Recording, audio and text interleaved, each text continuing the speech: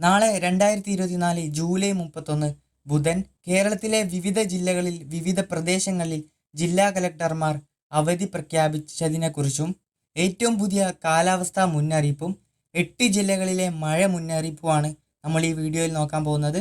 വിശദമായി വീഡിയോയിലേക്ക് പോകുന്നതിന് മുമ്പ് ഈ വീഡിയോ ഒന്ന് ലൈക്ക് ചെയ്ത് ചാനൽ ഒന്ന് സബ്സ്ക്രൈബ് കൂടെ ചെയ്യുക. അപ്പോൾ ഇപ്പോഴത്തെ വാർത്ത അനുസരിച്ച് ഇടുക്കി, തൃശ്ശൂർ, പാലക്കാട്, മലപ്പുറം, കോഴിക്കോട്, വയനാട്, കണ്ണൂർ, കാസർഗോഡ് എന്നീ 8 ജില്ലകളിലും റെഡ് അലേർട്ട് ആണ്. പത്തനംതിട്ട, ആലപ്പുഴ, കോട്ടയം, എറണാകുളം എന്നീ ജില്ലകളിലാണ് ഓറഞ്ച് അലേർട്ട് ആയി വരുന്നത്. ബാക്കി വരുന്ന തിരുവനന്തപുരം, കൊല്ലം എന്നീ 2 ജില്ലകളിൽ യെല്ലോ അലേർട്ടുമാണ്. ഇപ്പോഴത്തെ വാർത്ത അനുസരിച്ച് നാളെ ലീവുള്ള ജില്ലകളിൽ പത്തനംതിട്ട ജില്ലയിൽ നാളെ അവധിയാണ്.